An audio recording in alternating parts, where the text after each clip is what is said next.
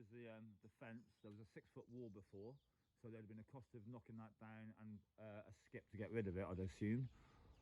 That across there is wrong.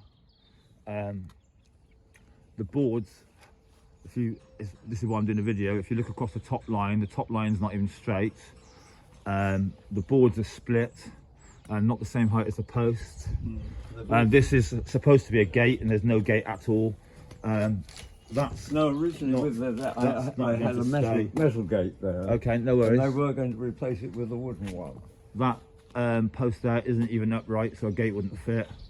These boards have been boarded wrong. The gutter's damaged. Once again, there's another thing here, because obviously they're trying to support the fence, which is done shockingly.